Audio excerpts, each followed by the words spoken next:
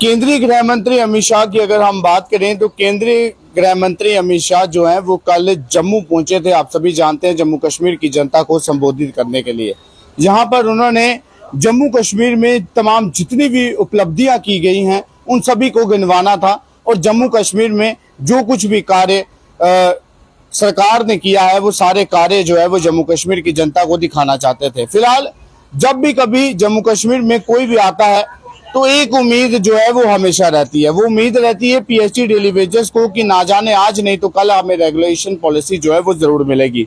आज हम एक बार फिर से चीफ इंजीनियर ऑफिस में पहुंचे हैं जहां पर तमाम पीएचडी डेली वेजेस नजर आते हैं। लेकिन अगर हम बात करें तो इससे पहले पीएचडी डेली वेजेस की जो तादाद है वो काफी ज्यादा नजर आती थी, लेकिन आज आप देख सकते हैं गिनकर जो है वो 5 या 6 पीएचडी डेली वेजेस आपको यहाँ पे नजर आएंगे। आखिरकार ऐसा क्यों और क्या जो इनके साथी हैं उन्हें अब कोई उम्मीदें नहीं रही, वही जानने का प्रयास करेंगे। फिलहाल रवि जी हैं, सीधा इनसे बात करेंगे। रवि जी, कल पहले तो केंद्रीय गृह मंत्री जम्मू कश्मीर आए थे, क्या कुछ आपकी उम्मीदें थी, पहले तो वो जानना चाहेंगे। सबसे पहले तो आपके चैनल का बहुत बहुत धन्यवाद। और हमें तो कोई खास उम्मीद पहले ही नहीं थी, हमें पता था कि ये कुछ नहीं करने वाले हैं, इसीलिए हमने परसों इनकी जो शोक सभा मनाई थी इसीलिए मनाई थी, क्योंकि अब इनसे हमारी उम्मीदें लगातार टूटती जा रही हैं। क्योंकि पिछले 9 साल से हम भी ये देख रहे हैं कि ये सिर्फ और सिर्फ जुमलों के बलबूते पे ये सरकार चलती है और झूठ के पुलिंदे बांध बांध के सिर्फ लोगों को गुमराह करने का प्रयास किया जाता है। आपने दूसरा सवाल किया कि आज लोग कम हैं, तो शायद आपने पिछले 17 अक्टूबर के बाद लगातार देखा होगा कि हम सिर्फ जम्मू के 20-25 लोग यहाँ पे प्रोटेस्ट करते हैं, रूटीन प्रोटेस्ट जो हमारा चलता रहता है, क्योंकि लगातार एडमिनिस्ट्रेशन से बातचीत भी चलती रहती है और प्रोटेस्ट को भी हमने कंटिन्यू रखा है। लेकिन उसमें से भी हमारे आज बहुत सारे साथी जो परसों की गर्मी की वजह से बहुत सारे साथी हमारे बीमार हो गए, जिसमें हमारे मेन 2 साथी जो ताज जी और होशियार जी दोनों बीमार हैं। होशियार जी को परसों से ही बुखार हो चुका है और ताज जी का आज बिल्कुल गला जो है बोलने से भी वो वंचित हो गए हैं और बोल भी नहीं पा रहे हैं। तो ये एक बहुत बड़ा कारण है कि आज संख्या हमारी थोड़ी कम है। तो दूसरा, भाजपा से तो अब लगभग उम्मीदें जो है ख़त्म हो रही हैं। अब हमारी आखिरी उम्मीदें यही हमारे एलजी साहब और हमारे डिपकाम जम्मू जिन्होंने इनिशिएटिव लिया हुआ है, तो हम तो यही कहेंगे कि यही इन मसले का हल ढूंढें और करें। तो मैं कुछ लोग हमारे क्वेश्चन भी कर रहे थे कि हमने अमित शाह की रैली पोस्टपोन क्यों की, वहाँ जाने का कार्यक्रम पोस्टपोन क्यों किया। तो उनके लिए आज मैं इस चीज़ को डिस्क्लोज भी करता हूँ। परसों जब हमने यहाँ प्रोग्राम किया उसके बाद हमें एसएसपी जम्मू चंदन कोहली और एसपी सिटी कुलवीर हांडा जी ने बुलाया, तो हमारे सामने एक बात रखी कि आपका प्रोग्राम क्या है। जब हमने उनको प्रोग्राम बताया कि हम तो विरोध करेंगे, तो उन्होंने हमसे रिक्वेस्ट की कि आप अगर वहाँ पे विरोध करते हो, आपका शायद कुछ मिलना है या नहीं मिलना है ये फ्यूचर की बात है। अगर उन्होंने अनाउंस करना होगा तो वो आपके बिना विरोध के भी करेंगे। अगर आप लोग विरोध करोगे तो उसका अल्टीमेटली जो रिजल्ट है, जो भुगतान करना पड़ेगा, वो पुलिस डिपार्टमेंट को करना पड़ेगा। क्योंकि उन्होंने एग्जाम्पल हमें दी कि जो पंजाब में जब प्रधानमंत्री मोदी जी का काफिला रुका तो उसके बाद ना किसानों को कुछ मिला, जिन्होंने विरोध किया, जिन्होंने काफिला रोका, उनके ऊपर कुछ नहीं हुआ, उनको कुछ नहीं हुआ। लेकिन अल्टीमेटली वहाँ पे जितने भी एडमिनिस्ट्रेशन के जो अधिकारी थे उनके ऊपर गाज गिरी। आज तक उनके ऊपर इंक्वायरियाँ चल रही हैं, कईयों को सस्पेंड किया गया, कईयों को ट्रांसफ़र किया गया, कईयों को अटैच कर दिया गया। तो अगर आप लोग चाहते हो कि हमारी नौकरी खतरे में पड़ जाए तो आप प्रोग्राम कर लो। फिर उन्होंने हमें कहा कि डिपकाम साहब की तरफ से भी कॉल आई है, वो आपसे मिलना चाहते हैं।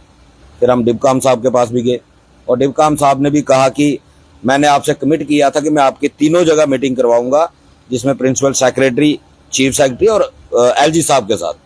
तो जिसमें से प्रिंसिपल सेक्रेटरी के साथ आपकी मीटिंग हो चुकी है और आगे जो मैंने कमिटमेंट की हुई है 2 मीटिंगों की, वो भी मैं जल्दी करवाऊंगा। और 30 तक आप मुझे टाइम दे दो, क्योंकि 30 तक एलजी साहब का जो शेड्यूल है वो बिल्कुल बिजी है, जिसमें 4 वीवीआईपी मूवमेंट हैं, विजिट्स हैं, उसकी वजह से एलजी साहब बिजी हैं। और 30 तारीख को अमरनाथ यात्रा का शुभारंभ करने वाले हैं।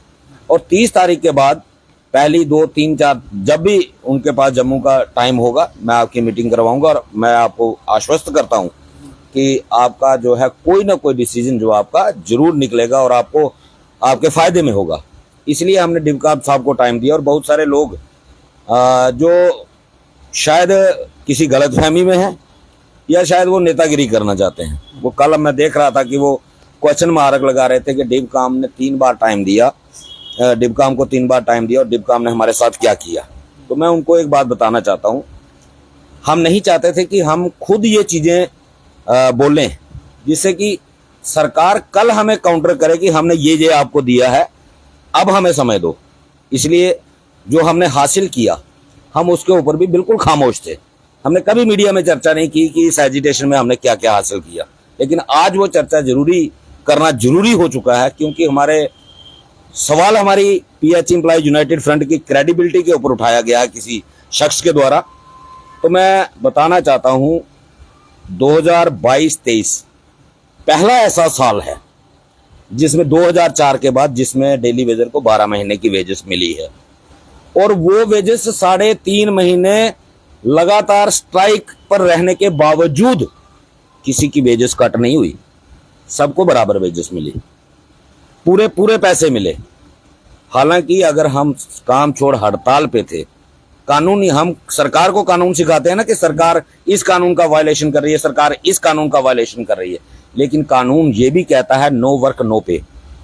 लेकिन फिर भी डिबकाम साहब को हमें मानना पड़ेगा कि उन्होंने हमारे साथ कमिटमेंट किया था 17 अक्टूबर को कि मैं आपकी वेजेस दिलवाऊंगा, और उन्होंने अपना वादा पूरा किया।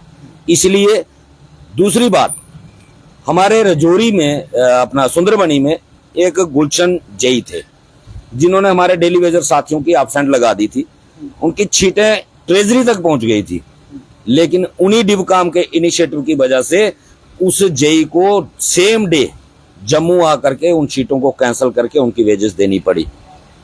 अगर हमारे लिए उन्होंने इतना काम किया। फिर एक तीसरा इशू था, हमारे बहुत सारे साथी जो जिनकी डेथ हो चुकी थी, हम पिछले कई सालों से कह रहे थे कि उनकी पेंडिंग वेजेस रिलीज करो, उनकी पेंडिंग वेजेस रिलीज करो, लेकिन इस बार मार्च महीने में हमने उन 320 लोगों को वेजेस उनकी क्लियर करवाई। किसी को 2 लाख मिला, किसी को 3 लाख मिला, किसी को 2.5 लाख मिला, और वो भी डिबकाम साहब के वो करने से, इनिशिएटिव लेने से हुआ, क्योंकि डिपार्टमेंट के पास जो फंड बचा था, डिपार्टमेंट कोर्ट केस वालों को वो वेजेस रिलीज करने वाला था। जब हमें पता चला, हमने चीफ साहब को भी घेरा और उसके बाद डिबकाम साहब से ये डिस्कस किया कि ये पैसा जो है ये डेथ केसेस वालों को मिलना चाहिए, उनके घरों में बहुत ज्यादा प्रॉब्लम है। और डिबकाम साहब ने हमारे प्रिंसिपल सेक्रेटरी से बात की और वो पैसा जो है वो उन परिवारों को दिलवाया।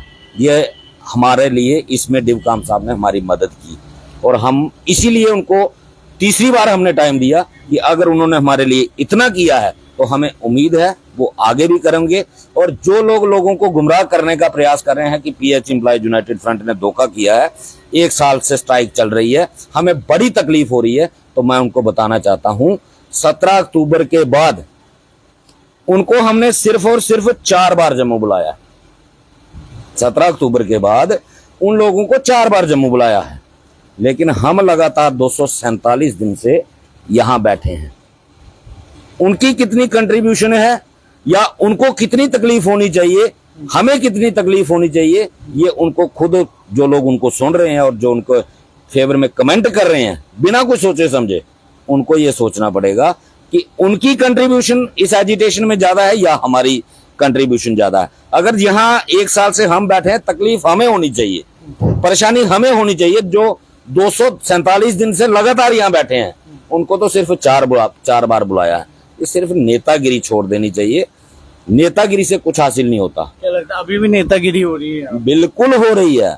और जो लोग ये नेतागिरी जो लोग नेतागिरी करने की कोशिश कर रहे हैं, मैं उनकी एक बड़ी मजेदार बात आपको बताता हूँ।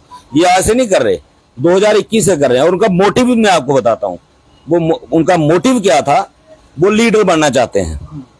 और मैंने पिछले दिनों उनको उनके डिस्ट्रिक्ट में जाके कहा था और बड़ी बार मंच पे बोला है, भाई अगर किसी को मेरी जगह पे आना है, मैं जगह छोड़ने के लिए तैयार हूं। आपको अगर आप चाहते हो कि हम लीड करेंगे, मैं छोड़ने के लिए तैयार हूं, मैं पीछे बैठूंगा और मैं पूरी सपोर्ट करूंगा आपको। आओ तो सही, लोगों को गुमराह मत करो, डिवाइड मत करो, आओ, लेकिन मंशा क्लियर रखो। वो चाहते थे, 2021 में मैं हॉस्पिटलाइज था, मैं बीमार था, उस वक्त मेरी ये पोजीशन थी कि मैं बात भी नहीं कर पाता था, और ये लोग मेरे पास हॉस्पिटल में पहुंचे एक मेरा ही साथी था रोहित सेठ, NRHM का प्रेसिडेंट है, और एक हमारे साथी जो कल बड़े एलिगेशन हमारे ऊपर लगा रहे थे, और ये मेरे पास हॉस्पिटल में आ रहे हैं और मुझसे ये नहीं देख रहे कि ये बचेगा या मरेगा, लेकिन वो वहां मेरे पास डिमांड लेके आ रहे हैं, हम एक बड़ा फ्रंट बनाएंगे जिसमें एजुकेशन डिपार्टमेंट को शामिल करेंगे, मेडिकल को शामिल करेंगे, फलाने डिपार्टमेंट को शामिल करेंगे, NRHM होगा, आंगनवाड़ी होगा, उसमें फलाना होगा, ढिमकाना होगा। भाई उनकी अपनी अपनी वो स्कीम वर्कर हैं, हम डेली वेजर हैं, हमें क्या करना है, इतना बड़ा फ्रंट बना के लीडरी करनी है। और फिर दूसरी बात, तकलीफ कहां हुई? 17 अक्टूबर को। तब तकलीफ शुरू हुई थी 17 अक्टूबर को, क्योंकि 17 अक्टूबर को क्या हुआ, आपने सबने कवर किया जब हमने कंपनी बाग बंद किया। आप ही के एक मीडिया जर्नलिस्ट हैं, JK अपडेट पोर्टल चलाते हैं, रात 9 साढ़े 9 बजे के करीब उन्होंने मेरी इतनी बेइज्जती की, इतना बुरा भला मुझे कहा। हालांकि मैं ना शराब पीता हूं, ना मीट खाता हूं, ना मच्छी, ना अंडा, कुछ नहीं, मैं बिल्कुल प्योर वेजिटेरियन हूं। कुछ लोग जो नेता बातें कर रहे हैं ये भी ड्रिंक किए हुए थे। बात हम कर रहे हैं कि डेली वेजर के घर में खाने के लिए 2 वक्त की रोटी नहीं है, बैठे हैं हम कंपनी बाग जनता का पानी बंद करके, यहां तक कि हॉस्पिटल का भी हमने पानी बंद किया हुआ है कि हमारी डिमांडें पूरी नहीं हो रही। 1400 रुपए की वाइन की बॉटल जो है वो कंपनी बाग स्टेशन के अंदर आई। ताज होटल से नॉनवेज बन के कंपनी बाग के अंदर पार्टी चल रही है। और जब हमने उनको मना किया, और सबसे पहले मीडिया वालों ने और JK अपडेट वाले साथी ने मुझे पूछा कि ये पीछे क्या हो रहा है, और मुझे तो पता नहीं था। मैंने कहा कि मैं तो ना ये करता हूं, और उन्होंने कहा यू आर रिस्पॉन्सिबल, क्योंकि आप लीड कर रहे हैं, आप लीड कर रहे हो, ये रिस्पॉन्सिबिलिटी आपकी है। और मैंने उनकी बातें सुननी पड़ी, क्योंकि वाकई मैं रिस्पॉन्सिबल था। ये हमारे बुलाने से लोग आए थे, और फिर कहते हैं कि आपने प्रोग्राम खत्म क्यों कर दिया? वो गुंडागर्दी थी। मतलब आपके भी कुछ लोग ऐसे हैं जो आपकी टांग खींचने में लगे। बिल्कुल, वो चाहते थे कि इस चीज, पहला उन्होंने क्या किया, जब हमने पहले से शुरू किया कि हम पॉलिटिकल आदमी को नहीं आने देंगे, उन्होंने लाल सिंह जी को इनवाइट कर लिया, हमसे बिना बात पूछे, बिना बात किए ही। वहां पे लाल सिंह जी के लोग आ गए कि चौधरी लाल सिंह जी आ रहे हैं। लाल सिंह जी हमारे दुश्मन नहीं है, लेकिन जब हम मंच क्यों दें? अगर लाल सिंह जी हमारे हमदर्द हैं, लाल सिंह जी के पास एक अपना कैडर है, वो अपना कैडर लेके कम से कम 1-2 प्रोटेस्ट तो डेली वेजर के लिए करते, वो हमारा मंच क्यों ढूंढ रहे हैं? अगर वो 2-4 प्रोटेस्ट हमारे लिए करते तो हमें भी उम्मीद होती कि ठीक है, ये ईमानदारी से हमारे साथ लड़ रहे हैं। हमें राहुल गांधी जी की अप्रोच आई कि आप राहुल गांधी जी आपसे मिलना चाहते हैं। मुझे संजय राउत जी का फोन आया बॉम्बे से, जब पिछले दिनों वो जम्मू विजिट पे थे, कि मैं आपके धरने पे आना चाहता हूं। ये कोई पॉलिटिकल मंच नहीं है, ये डेली वेजर की रेगुलाइजेशन के लड़ी जा रही है लड़ाई। उसी जब लाल सिंह जी को हमने आने से मना कर दिया, तकलीफ वहीं से शुरू हो चुकी थी। और वही एक कारण था कि वो लोग किसी ना किसी बहाने से हमारी एजिटेशन को खराब करना चाहते थे। परसों जब हमने श्रद्धांजलि सभा का कार्यक्रम किया, हमने उनको इनवाइट नहीं किया था। इसीलिए इनवाइट नहीं किया था क्योंकि हमारे पास पहले ही मैसेज पहुंच चुका था कि इस बार आपके कार्यक्रम के अंदर इनडिसिप्लिन क्रिएट होगा, इसलिए हमने उनको इनवाइट नहीं किया। बिना बुलाए यहाँ पे आए, हमने तो बुलाया नहीं आपको, आपको सवाल करना बनता नहीं है, और अगर आप सवाल करते हो तो उसका जवाब भी मिलेगा। और मैं एक रिक्वेस्ट करूंगा आपके चैनल के माध्यम से, कुछ मीडिया कर्मियों ने भी सवाल पूछा था कि 3 बार डिबकाम साहब को टाइम देने का क्या मतलब है, तो उसका मैंने ब्रीफ भी कर दिया, और अगर कहीं और जरूरत पड़ी तो उसके लिए भी मैं तैयार हूं, पूरी ब्रीफिंग देंगे। और हाँ, रही बात मेरी क्रेडिबिलिटी पे, तो मैं एक चीज सबको बता देना चाहता हूं, और इंक्वायरी करनी होगी तो आप मेरे साथियों से कर सकते हैं। सबको वेजेस जो पेंडिंग स्ट्राइक पीरियड की थी वो 29 मार्च को रिलीज हुई, सबको मिल गई, पूरे जम्मू प्रोविंस की। मेरी वेजेस 7 जून को निकली है, मैं अभी भी आपको मैसेज दिखा सकता हूं। मेरी वेजेस 7 जून को निकली है, लेकिन मैं कभी अपने ऑफिस नहीं गया, इसीलिए नहीं। यहां तक कि मेरे शीतली वाले साथियों ने मुझे 10 बार कहा कि अगर आपको ऑफिस में नहीं जाना, हम आपके ऑफिस में जाएंगे, हम आपके एक्शन से पूछेंगे कि इनकी वेजेस क्यों नहीं निकली, क्योंकि डिपार्टमेंट चाहता था ये हमारे पास आए, ताकि अगली बार जब कोई किसी काम के लिए आएगा तो हम इसको झुकाएंगे। लेकिन मैं अपनी वेजेस कुर्बान करने के लिए तैयार, मैंने किसी को नहीं जाने दिया, उनको भी मना किया। और मेरी क्रेडिबिलिटी पे अगर कोई सवाल उठाएगा तो मैं किसी को माफ नहीं करूंगा। फिर मैं सारी बातें बताऊंगा। और रही बात, उन्होंने एक और सवाल उठाया कि हम बीजेपी के लोग हैं, लेकिन साथ ही साथ अपने सवालों का जवाब भी खुद दे रहे हैं। मेरे लिए कहते हैं कि इन्होंने हमें मना कर दिया जी, मोदी की तारीफ मत करो, बीजेपी की तारीफ मत करो। अगर मैं बीजेपी का आदमी हूं तो फिर मैंने बीजेपी की तारीफ करने से आपको क्यों मना किया? फिर तो मैंने आपको बोलना चाहिए था कि भाई बीजेपी की तारीफ करो। दूसरी बात यह है कि हम गवर्नमेंट एम्प्लॉयज हैं, रूलिंग पार्टी के मुलाजम गिने जाएंगे। रही बात रविंद्र रैना जी के कमरे से बाहर आने की या छुप के बाहर आने की, तो जनाब मैं आपको बता देना चाहता हूं, अगर छुप के बाहर आना होता तो हम कैमरा बंद होने का इंतजार कर सकते थे। जब कैमरा स्टार्ट हुआ, हमारे सामने स्टार्ट हुआ, और जो बातचीत हुई वो कैमरा पर्सन भी अच्छी तरीके से जानते हैं कि उस दिन हमारा बात करने का एटीट्यूड क्या था। ये तो उन्होंने कवर नहीं किया। अगर उन्होंने कवर किया होता तो आपकी आंखें खुल जाती। जिस तरीके से हमने बात की थी, जिस दिन आप इस तरीके से ऑफ द कैमरा किसी लीडर से बात कर लोगे तो उस दिन हम लीडर ही छोड़ देंगे। अभी क्या मांग रहेगी आपकी एलजी साहब? देखिए, फिलहाल तो अभी हम वेट कर रहे हैं एलजी साहब से मुलाकात का, और हमने अपना एजेंडा भी डिबकाम साहब को बता दिया है कि हमें इस मीटिंग में फुल एंड फाइनल डिसीजन चाहिए कि सरकार ने हमें रेगुलाइज करना है या नहीं करना है। अगर नहीं करना है तो हमारी पेंडिंग वेजेस का डिसीजन फाइनल होना चाहिए, और अगर करना है तो सरकार किस आधार से करेगी, कितनी देर में करेगी, हमें फाइनल डिसीजन चाहिए। 4 दिन मीटिंग लेट हो जाए हमें कोई एतराज नहीं, लेकिन इस बार मीटिंग जो है वो फुलफिल होनी चाहिए। और डिबकाम साहब ने ये बिल्कुल अश्योर किया है कि हम कोशिश ये कर रहे हैं कि हमने आपको जवाब नहीं देना। हमारी कोशिश ये है कि आपको आपका हक मिले। हम उस और काम कर रहे हैं, इसलिए नहीं कर रहे कि आपको हम ना करेंगे। हम ये इस तरफ काम कर रहे हैं कि आपका मसला सॉर्ट आउट हो। तो अब देखते हैं, इंतजार करते हैं कि एलजी साहब की मीटिंग के बाद अगला जो डिसीजन होगा वो उसके बाद ही लिया जा सकता है। बिल्कुल, और भी साथी बैठे हैं, इनसे भी बात करेंगे। जैसे इन्होंने कहा कि अभी वेजिस जो है वो 12 महीने जो है वो लगातार आ रही हैं। अब क्या वेजिस आ रही हैं तो आप रेगुलेशन पॉलिसी की मांग करोगे या फिर नहीं? जी जी, वो तो रही बेजिस की बात, वो तो आनी है। चलो काम कर रहे हैं हम, तो वो तो आनी चाहिए। मगर जो रेगुलाइजेशन पॉलिसी है हमारी, ज़्यादा लड़ाई हमारी उसी पर है।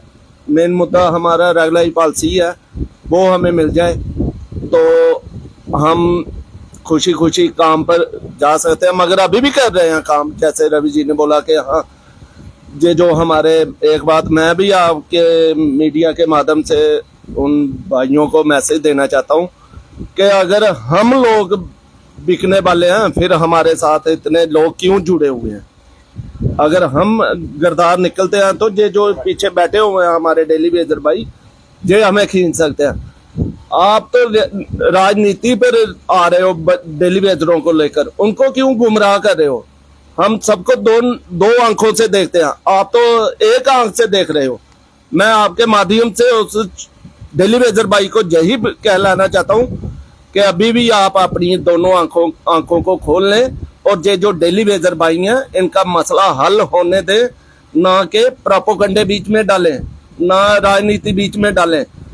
अगर आप आना चाहते हो बैठो, मैं भी रवि जी के साथ पीछे बैठ जाऊंगा, और जो हम 5 मेंबर हैं हम पीछे बैठ जाएंगे, उनको आगे बोलेंगे आप लीड करो, कैसे करते हैं, फिर हम देखेंगे आप कैसे चला सकते हो। तो आपके माध्यम से यही एलजी साहब के साथ रिक्वेस्ट है हमारी कि हमारी जल्द से जल्द रेगुलर पॉलिसी अनाउंस करें। बिल्कुल, और भी साथी इनसे बात करें। कल होम मिनिस्टर अमित शाह पहुंचे थे जम्मू में, उम्मीदें क्या थी आप लोगों की? देखिए जी, उम्मीदें थी हमें, पीछे से हमें प्रेशर था, बड़े अधिकारियों का, पुलिस का भी प्रेशर था, डिबकाम का भी प्रेशर था। जैसे हमारे साथियों ने बोल दिया, देखो सबका ध्यान रखना पड़ता है। अगर कल इतनी गर्मी थी, किसी को कोई चोट आ जाती, कोई बेहोश हो जाता, उसकी जिम्मेदारी किसकी थी? जो हमारे इधर मेंबर बैठे हैं, हमारे रवि हंस जी, मोहन जी, रवि होशियार जी, ताज जी, सारी बात इन पे आनी थी। जो शरारती तत्व हैं, मैं उनका नाम नहीं लूँगा, प्लीज़ भड़काइए मत। मैं उनसे हाथ जोड़ के अपील करता हूँ, भड़काइए मत। जिसने प्रेसिडेंट बनना है उसको हम बनाएंगे। ठीक है, उसी को हम इधर बैठाएंगे, उसको प्रेसिडेंट बना देंगे हम, काम होने दो।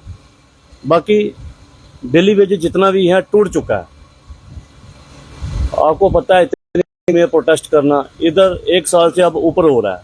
वही हमारे साथी ने इधर बोला कि 4-4 बार इधर आए हैं, 2-2 बार इधर से आ रहे हैं। कौन सा उन्होंने एहसान कर दिया? अपने लिए आ रहे हैं ना। अगर आज पे मिल रही, परमानेंट होंगे, सबको सब होंगे। मेरी सब जितने भी हैं पीएचई के, जिनको शौक है लीडरी का, मैं उनको हाथ जोड़ के कहता हूँ इकट्ठा हो जाओ। हम इधर बैठे हैं, देखो कितनी गर्मी है, इतनी गर्मी में बैठे हैं। कोई साथी हमारे बीमार हो गए हैं, सब देखना पड़ता है। कल की उधर बगड़ दगड़ मच जाती, आपने जो सवाल किया, अमित शाह जी की रैली हुई, बगड़ दगड़ मच जाती, सारी बात किस पे आनी थी? मेरा आपसे सवाल है, बताइए। मतलब आप एडमिनिस्ट्रेशन के लोगों की कुर्सियां बचाना चाहते हो, लेकिन वो तो अभी भी ये कह रहे हैं कि आप में से कुछ साथी ऐसे हैं जो बैकडोर एंट्री से आए हैं, करप्शन करके आए हैं, उन लोगों के खिलाफ इंक्वायरी की जाएंगी। हम चाहते हैं ना, इसके लिए जवाब मैं दूंगा, बिल्कुल होनी चाहिए। मतलब आप भी चाहते हैं? बिल्कुल इंक्वायरी होनी चाहिए। जो बैकडोर है, अगर 40,000 संख्या बड़ी है तो कुछ ना कुछ तो फ्रॉड हुआ है। अगर 40,000 की संख्या बड़ी है, क्योंकि जब हम बात करते हैं कि जेन्युइन लोगों की, हमारा सीधा क्लियर स्टैंड है, जो मसला हो वो जेन्युइन होना चाहिए। ऐसा नहीं है कि कोई किराने की दुकान कर रहा है तो वो पीएचई में परमानेंट जॉब करे, डायरेक्ट उसको परमानेंट जॉब मिल जाए। कोई अगर सऊदीया में बैठा है, यहाँ उसको परमानेंट जॉब मिल जाए, हम इसके समर्थन में कभी ना थे ना है। क्या लगता है जो लीगल तरीके से आए हैं, जो इलीगल तरीके से आए हैं, उनकी वजह से जो लीगल तरीके से यहाँ पर है उनको भी प्रॉब्लम हो रही है? बिल्कुल हो रही है, बिल्कुल हो रही है। क्यों नहीं होनी चाहिए? जब एक जिम्मेवार कौन है इन सब चीजों का? जो पुरानी सरकारें रही हैं वो। देखिए, सरकारें जिम्मेवार नहीं होती, डिपार्टमेंट जिम्मेवार होता है, एचओडी जिम्मेवार होता है। एचओडी जब भी हमारी लिस्टें गई, हमारे पीएचई का एक कल्चर है, कभी भी हमारी 2 बार अगर लिस्ट गई, कभी दो लिस्टों का जो नंबर था वो सेम नहीं हुआ। अगर 2005-9 में लिस्ट गई 9317 लोगों की, दूसरी लिस्ट गई 13,957 की, तीसरी लिस्ट गई 16,070 की, चौथी लिस्ट गई 23,711 की। आखिर ये कंफ्यूजन आ कहां रहा है? और फिर उसके बाद जब पीडीपी और भाजपा की सरकार थी तो ऑनलाइन प्रोसेस शुरू हुआ बायोमेट्रिक का। बायोमेट्रिक में जो नंबर 61,000, वो 1,05,000 तक पहुंचा कैसे? कौन लोग थे वो पहुंचाने वाले? आखिर अगर 22,000 पीएचई में डेली वेजर काम कर रहा है तो वो डेली वेजर है कहां? बिल्कुल, अगर काम कर रहा है तो वो है कहां? क्यों नजर नहीं आता? क्या लगता है इधर भी मतलब गुमराह किया जा रहा है? बिल्कुल, और इसमें एडमिनिस्ट्रेशन का बहुत बड़ा हाथ, हमारे डिपार्टमेंट का बहुत बड़ा हाथ है। हम चाहते हैं कि उस आदमी को उसका हक मिलना चाहिए जो डिजर्व करता है, जो गवर्नमेंट का काम करता है। अगर कोई घर में बैठा है उसको बिल्कुल हक नहीं मिलना चाहिए, उस पर कार्रवाई होनी चाहिए, और जिसने उसको एंगेज किया है उसके ऊपर भी बराबर कार्रवाई होनी चाहिए। हम बिल्कुल इस मामले में हम सरकार के साथ हैं। नहीं, आपके आधे से ज्यादा बंदे बीमार हो गए, रेगुलेशन पॉलिसी अभी नहीं मिली। क्या लगता है सरकार इंतजार किसका कर रही है? सबसे बड़ी कंफ्यूजन ये है कि कोई भी हाथ डालने से पहले डरता है। ये नंबरिंग जो है यही खराब कर रही है सारे सिस्टम को। हमारी जितनी भी लिस्टें जैसे गई हैं, हर एडमिनिस्ट्रेटिव सेक्रेटरी के पास, पिछले दिनों ही मैं फिर बात आ जाएगी लीडरशिप पे, एक बदनामी पीएचई डिपार्टमेंट के ऊपर लगी हुई है कि पीएचई वाले डिपार्टमेंट में ड्यूटियां नहीं करते। कोई ऑटो चलाता है, कोई मैटाडोर चलाता है, कोई दुकान पे काम करता है, कोई कुछ करता है, सरकारी काम नहीं करते। और हमारे ही नेता ऑटो चला रहे हैं और मीडिया में दे रहे हैं। हमारे ही नेता ऑटो चला के मीडिया में बोल रहे हैं मैं 500 रुपया, 900 रुपया, 1000 रुपया दिन का कमा रहा हूं। क्या साबित करना चाहते हैं? कि जो लोग एलिगेशन लगाते हैं पीएचई डिपार्टमेंट के ऊपर, जो लोग बात करते हैं, जो एडमिनिस्ट्रेशन कहती है, वो बिल्कुल सच है। ये नेताओं का काम है, और वो नेता हम पे सवाल उठाएंगे। 186 लोग अंडर एज लगे डिस्ट्रिक्ट रियासी के अंदर। एक तरफ ये कहते हैं सारे लोग मेरे साथ आ जाओ, मैं आपका हमदर्द हूं।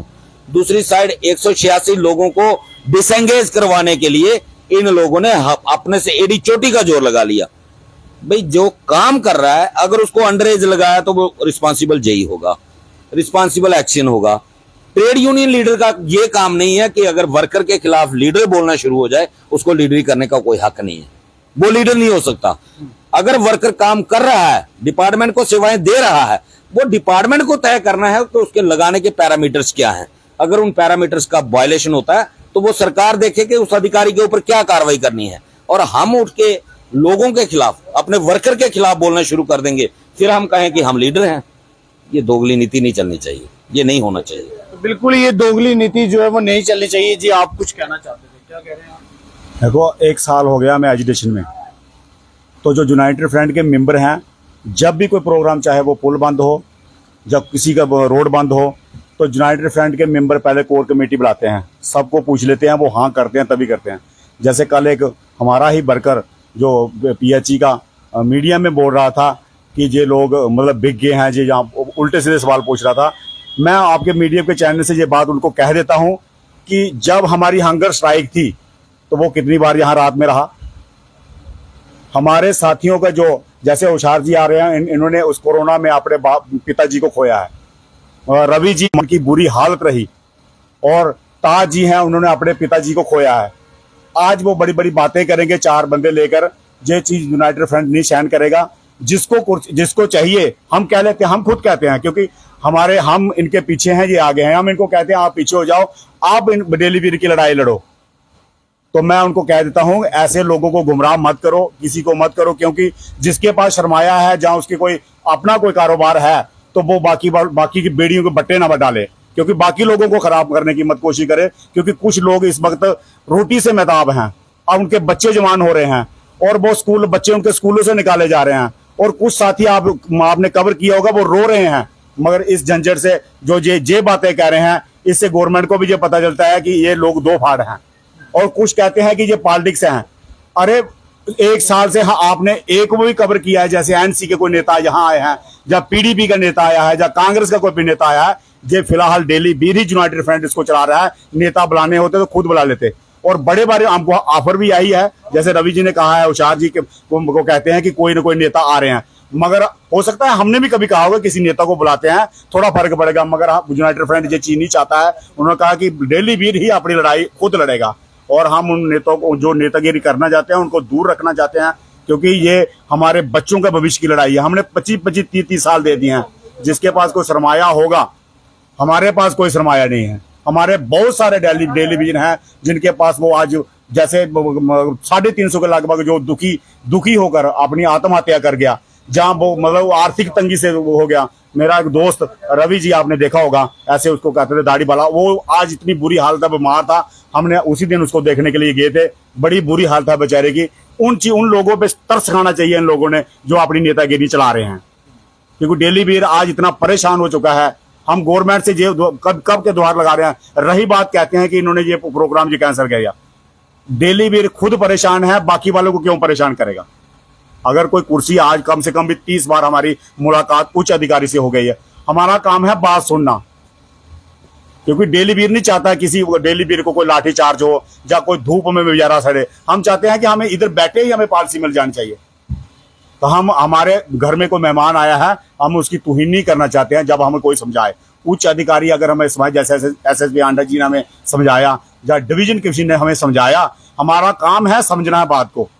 अगर हम 1 साल एजुटेशन को चलाते हो गया, 10 दिन की बात है, 10 दिन और वेट कर लेंगे, और रैली नहीं होनी है क्या, और कोई प्रोग्राम नहीं होने हैं। अगर यूनाइटेड फ्रंट के मेंबर या डेली बीर और जोरी में जाकर प्रदर्शन कर सकता है, तो जम्मू में भी कर सकता है। हम मान सम्मान करते हैं हर इंसान का, चाहे वो डिवीजन कमिश्नर हो या SP जम्मू को हो, हम मान सम्मान करते हैं। हमारा काम है बात सुनना। हर टेबल पे बात सुनने के लिए जाएंगे, 10 दिन के बाद भी बुलाएंगे तब भी जाएंगे, आज शाम को बुलाएंगे तब भी जाएंगे। यूनाइटेड फ्रंट बात करने के लिए हर वक्त तैयार है, और यूनाइटेड फ्रंट जिंदा है, जिंदा रहेगा। जिंदाबाद, जिंदाबाद। बिल्कुल देख सकते हैं PHE यूनाइटेड फ्रंट के तमाम एम्प्लॉयज इस वक्त हमारे साथ है। हालांकि सवाल ये था कि अमित शाह के आने के बाद क्या कुछ तोहफा जो है वो PHE डेली वेजेस को मिला, लेकिन वो सब बातों को लेकर जो कुछ भी रवि हंस जी ने बताया वो हमने आपको जरूर सुनाया।